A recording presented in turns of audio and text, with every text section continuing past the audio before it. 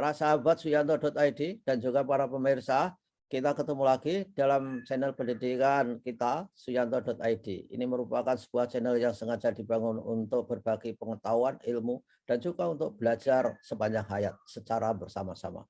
Nah, kita masih berbicara seputar kurikulum Merdeka dan ikutannya, dampak ikutannya terhadap pelaksanaan kurikulum Merdeka itu. Nah, kita berada di episode ke-19 bersama narasumber luar biasa kita, Bapak Profesor Dr. Said Hamid Hasan. Beliau adalah guru besar UPI, dan oleh karena itu ikuti channel ini dan tolong klik subscribe supaya Anda bisa mendukung terhadap channel ini untuk membuat konten-konten alternatif dari konten yang di luar sana banyak yang non edukatif dan menjadi predator pendidikan karakter kita.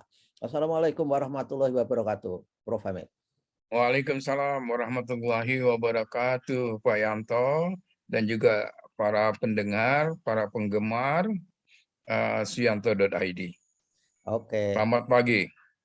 Oke, bagus Pak Hamid. Dan kita masih berbincang-bincang supaya guru kita, pengambil kebijakan kita, ini aware terhadap apa yang terjadi pada implementasi kurikulum Merdeka. Nah, tentu saja setiap implementasi kurikulum baru, saya kira guru adalah merupakan kelompok stakeholder yang merupakan di ujung tombak, bahkan bisa menjadi safety net terhadap pelaksanaan kurikulum itu.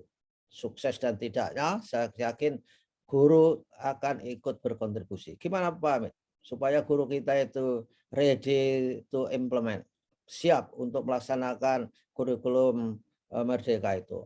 Pelatihan apa yang mereka perlukan, Pak Hamid?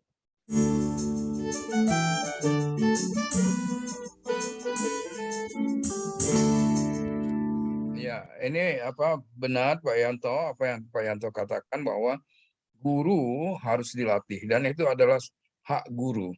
Dan itu adalah suatu prinsip dalam implementasi kurikulum. Guru tidak boleh melaksanakan sesuatu yang dia tidak tahu. Dan kurikulum tidak boleh dilaksanakan kalau guru yang akan melaksanakan itu belum dilatih.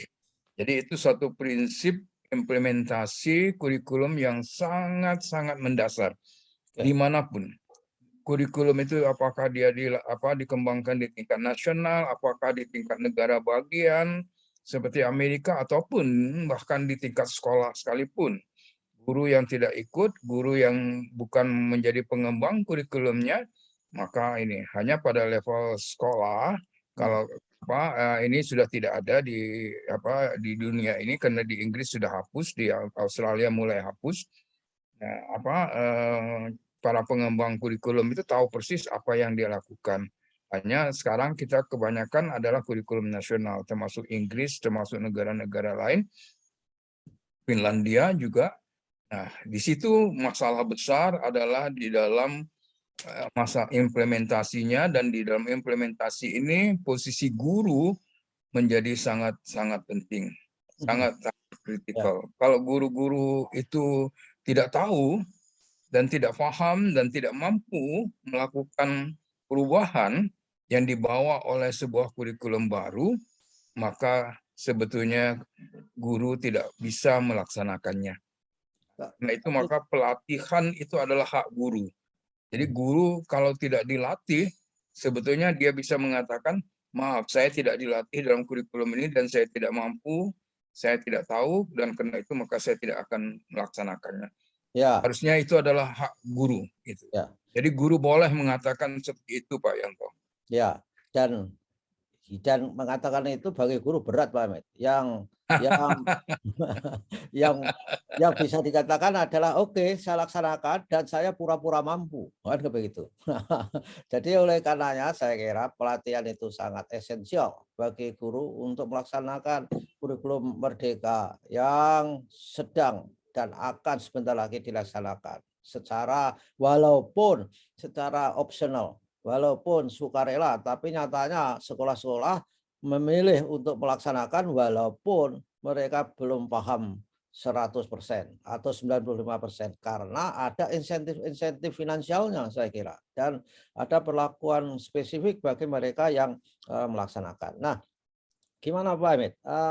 Ketika kita bicara kurikulum Merdeka adalah sebuah konsep kurikulum nasional, kemudian sekolah ketika melaksanakan kan perlu untuk menderivasikan kurikulum nasional itu untuk kebutuhan pembelajaran di sekolah masing-masing.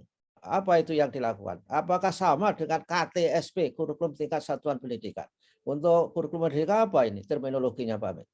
Ya, kurikulum lama itu dinamakan pada tingkat operasionalnya, kurikulum tingkat operasionalnya sejak kurikulum 2006 itu dinamakan KTSP.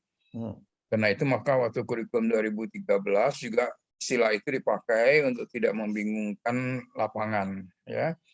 Nah, pada kurikulum Merdeka sekarang istilah itu diganti menjadi kurikulum operasional tingkat satuan pendidikan, nama seperti nama di dalam undang-undang.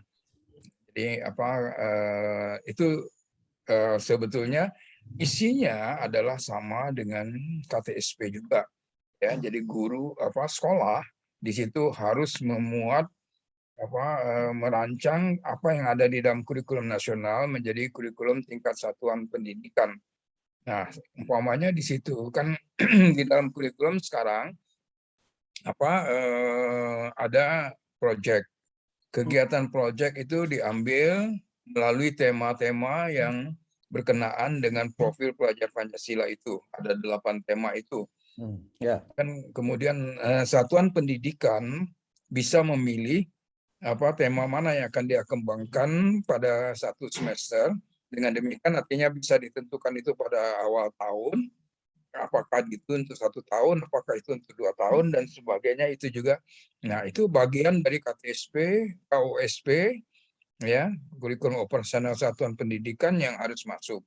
Kemudian di dalam capaian pembelajaran, maka di sana itu ada tingkatan-tingkatan yang dari A sampai F itu.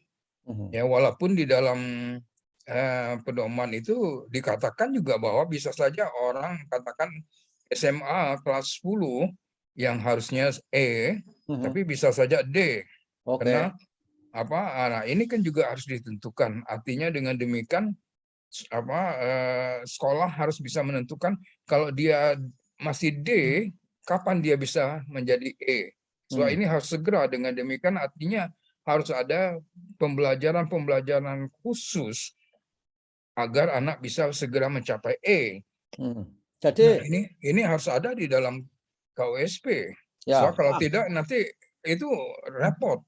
Ya, maaf Pak Hamid, saya menyela, mohon maaf. Jadi ABCDE itu hierarchical ya itu, hierarkis itu namanya. Atau pilihannya random itu Pak Hamid? Enggak. Jadi kalau kita lihat di situ, kalau kita lihat pedoman-pedoman dalam pembelajarannya juga bahkan dikatakan di satu kelas bisa saja itu anak ada yang masih E, ada yang masih D gitu kan. Artinya dengan demikian kecuali SMP semua D gitu kan. Nah, tapi kalau SMP SD itu kan dari A sampai C. Bahkan dikatakannya bisa saja yang kelas 6 itu masih ada mungkin di kelas itu anak yang itu C. Nah, ini kan harus semua dihitung di dalam kurikulum operasional satuan pendidikan, sehingga dengan demikian proses-proses pembelajarannya itu akan terpengaruh oleh ketentuan-ketentuan kurikulum operasional satuan pendidikan ini. Seperti itu. Nah, tentu saja di samping itu adalah masalah-masalah lokal genius yang akan masuk dalam bagian materi KOSP. Ya, jadi ini bukan persoalan sederhana. Persoalannya itu bisa dikerjakan, memang iya. Tapi bukan persoalan sederhana, dan dengan demikian sekolah, setiap satuan pendidikan itu memang betul-betul harus berpikir keras untuk mengembangkan KOSP itu. Kalau tidak maka dia lebih rumit daripada KTSP kalau kita bisa membedakan dua istilah itu, ya.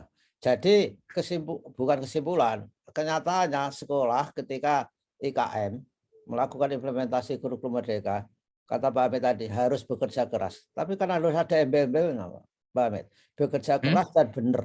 Bekerja keras dan Ya, benar itu kalau oh, sudah iya. dilatih.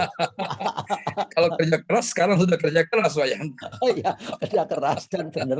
Dan ya, untuk benar itu kan harus ada pelatihan. Dan pelatihan itu harus dilakukan oleh orang yang memahami filosofinya, memahami bagaimana teknik kurikulum itu harus diimplementasikan. Betul nggak begitu, Pak Ahmed? Apa permasalahan pelatihan? Itu sangat-sangat benar. Hmm. Sangat-sangat benar. Karena pelatihan ini adalah bagiannya juga termasuk lemah di dalam pengembangan kurikulum di kita, ya. Hmm. Karena banyak sekali pelatihan itu tidak menyebabkan guru mau dan mampu. Hmm. Hanya sekedar tahu. Hmm. Ya, guru tahu, oh ada ini, kamu mengerjakannya begini dan sebagainya. Itu kan guru tahu. Hmm. Tapi apakah guru mau? Nah, belum tentu kan. Ya, Yang ya. kita melihat, Pak Yanto melihat juga, dan pengalaman kita selama ini juga melihat, ketika dia kembali ke kelasnya dari pelatihan-pelatihan, dia kembali lagi ke orisinalnya, Hmm. ya, Ya. kembali lagi ke dasarnya semula, sehingga hasil pelatihannya itu nol. Kenapa? Karena dia tidak mau. Hmm. Nah, yang kedua, kalaupun dia mau, dia tidak mampu, Hmm. karena pelatihannya tidak menyebabkan dia mampu. Ya, Ya. kita ambil contoh umpamanya ketika pelatihan mengenai dulu ketika ini itu taksonomi menjadi sangat dominan, dan Hmm. kemudian apa yang dilatihkan pada guru? Yang dilatihkan adalah mengenai penggunaan KKO. Hmm. Ya. Hmm. Jadi guru ya mampu menggunakan KKO, tapi hanya mencantumkan kata KKO gitu ya. Nah, pelaksanaannya, konsekuensinya pada materi ajar, konsekuensinya pada ini tidak terjadi. Berat. Ketika kurikulum 2006, lantas kurikulum mengubah istilah pokok bahasan menjadi kompetensi dasar yang Hmm. diikuti juga oleh kurikulum 2013. Hmm. Supaya tidak bingung ya. Nah, di dalam komponen kompetensi dasar itu ada komponen taksonomi, Hmm. kemampuan berpikir, bersikap, ya, dan kemampuan psikomotorik, dan materi ajar yang sifatnya pengetahuan. Nah, Hmm. tetapi apa yang dilakukan oleh guru karena dia tidak dilatih, karena pelatihnya tidak mengerti perbedaan pokok bahasan dengan KD. Akibatnya apa yang terjadi? Maka yang dipakai adalah bagian pengetahuannya saja. Hmm. Jadi Ya. kalau umpamanya dia mampu mendeskripsikan sinar, umpamanya yang diajarkan adalah apa itu sinar, Hmm. apa itu cahaya, bukan mendeskripsikan. Atau umpamanya dia mampu mengevaluasi harga, maka yang diajarkan adalah apa itu harga, Hmm. bukan mengevaluasinya. Hmm. Akibatnya maka sekolah tidak bergerak, ya, implementasi tidak bergerak, tidak berubah, dan guru mengajar tidak berubah, kurikulum tidak mencapai apa yang diinginkannya. Sehingga dengan demikian kalau kita bicara tim, kalau kita bicara PISA, itu nonsens. Karena Ya. kalau umpamanya dia bicara, dia bisa ini masuk, guru berubah dan mengajar berdasarkan taksonomi, maka PISA itu tidak masalah sebetulnya. Hmm. Ya, Ya. karena kalau umpamanya katakan kemampuan menganalisis, mampu tidak anak yang sekarang ini isu yang kemarin kita bicarakan, membedakan antara fakta dengan pendapat. Hmm. Itu sebetulnya kalau guru kita sejak 75 itu sudah mengajarkan menganalisis kemampuan itu sebagai materi ajar, nah ini pelatihannya bisa nggak sampai ke sana. Hmm. Nah, kalau guru mampu menggunakan menganalisis sebagai materi ajar, dan kemudian anak akan memiliki kemampuan menganalisis. Ketika anak memiliki kemampuan menganalisis, ditanya antara beda fakta dengan opini, ya gampang saja, karena itu dia sudah Ya. terlatih kok. Ya. Ya, Nah, untuk bisa itu semuanya, guru tahu, mau, dan mampu. Itu apa yang harus dilakukan dalam pelatihan itu? Ada pendampingan atau itu kan merupakan perubahan kultur yang tidak gampang dilakukan, Pak Amit. Gimana? oh iya, ada masalah kebiasaan-kebiasaan yang secara studi juga suka diubah ya. Tetapi kalau umpamanya karena itu maka di dalam seperti saya katakan dalam disertasi saya, pelatihan yang hanya satu kali tidak akan pernah berhasil. Karena kita harus mengubah lagi guru itu agar mau, di samping agar mampu. Jadi dia akan mengalami juga kesulitan. Jadi kalau umpamanya saya latih Pak Yanto sekali, setelah itu bye-bye, silakan Pak Yanto melaksanakannya di kelas, jangan harapkan itu berhasil. Tingkat berhasilannya itu kecil. Ya, Tapi ya. kalau tahun ini saya latih Pak Yanto sampai mampu, ya tahu dan kemudian mampu, mau itu yakin bahwa yang baru ini lebih baik gitu kan, Ya. kemudian mampu melaksanakannya, tahun depan saya undang lagi Pak Yanto, kita perkuat. Nah itu baru akan terjadi perubahan di Ya. dalam implementasi kurikulum. Jadi ini sangat kritikal. Kalau tidak kita membuang uang, kita membuang waktu, kita membuang tenaga for nothing. Ya, ya. Baiklah, Pak Abed. Dan kita salahkan guru. Itu culpritnya itu yang paling gampang Iya. dicari. Ya, baiklah Pak Hamid, saya kira kita sudah banyak memberikan masukan baik kepada sekolah, kepala sekolah, kepada sistem. Mudah-mudahan ini bisa didengar dan ada sebuah perubahan untuk memberdayakan guru menjadi lebih profesional. Intinya adalah kita itu seperti peribahasa dalam bahasa Inggris, you can lead a horse to the water, but you can have a drink. Kita bisa menuntun kuda ke sungai, tapi belum tentu bisa menyuruhnya dia minum pada saat itu. Oke Pak Hamid, terima kasih. Mudah-mudahan kita ketemu lagi. Wassalamualaikum warahmatullahi wabarakatuh. Waalaikumsalam warahmatullahi wabarakatuh.